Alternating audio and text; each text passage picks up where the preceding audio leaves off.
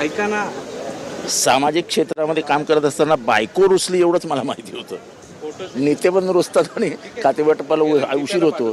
बायको रुसली की सकाळच्या स्वयंपाकाला उशीर होतो एवढं माहिती होतं. रात्रीच्या जेवणाला उशीर होतो एवढं माहिती होतं. पण महाराष्ट्राच्या कारभारालाही उशीर होऊ शकतो मंत्री रुसल्यामुळे.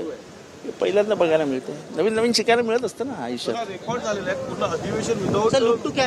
अहो मी तुम्हाला तेच सांगतो ना. मुख्यमंत्री तरी काय करणार ना, बिचारे सगळेच रुसत आहेत. ते तरी काय करणार. तुम्ही म्हणाला होता की वाल्मिक कराड नागपुरात आहे पण अजूनही अटक नाहीये. अटक होणार पण नाही. काल त्यांनी विषय संपून टाकला. म्हणजे नेमकं काय झालं तर काल त्यांनी चादर टाकून दिली.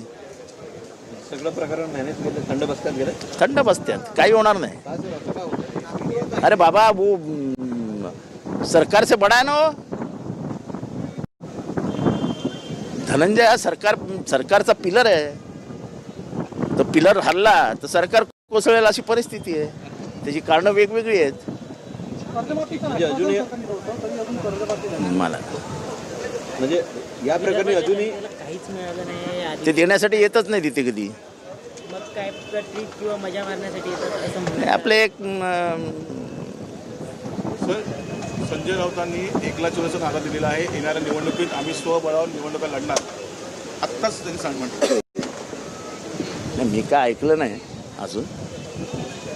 पण मला वाटतं की अशा पद्धतीने जर ते बोलले असतील तर आजच्या परिस्थितीत ते काही योग्य नाही. आता त्यांचं मत आहे, त्यांनी ते व्यक्त करावं. एक राज्य एक गणवेश अशी एक संकल्पना होती ती कोलमडलेली आहे. निकृष्ट दर्जाचे गणवेश येत आहेत, अजूनही गणवेश मिळत नाहीये. त्यामुळे ती पूर्ण योजना कोलमडली सरकारची. कसं बघता? मशीनच्या आधारावरती हे सरकार आले, बाकी सगळं कोलमडले. तुम्ही ज्यांचा डॉन म्हणून उल्लेख केला त्यांच्या पुढे फडणवीस नमते होत आहेत का असं तुम्हाला वाटतंय का? हे फडणवीस कोणासमोर नमते होत नाहीत. ते फडणवीस आहेत, एवढं लक्षात ठेवा. मग वाल्मिक कराडांना अटक कधी होईल? मी काय भविष्य बघत नाही, मी पत्रकारही बघत नाही आणि माझं स्वतःचं गुप्तचर खातंही नाही. पण जेवढं काय मी राजकारण ओळखतो, वाल्मिक कराडांना अटक नाही होणार.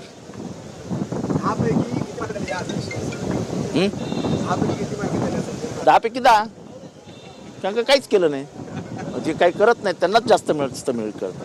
कारण का जो करतो तो चुकतो, जो करतच नाही तो चुकतच नाही.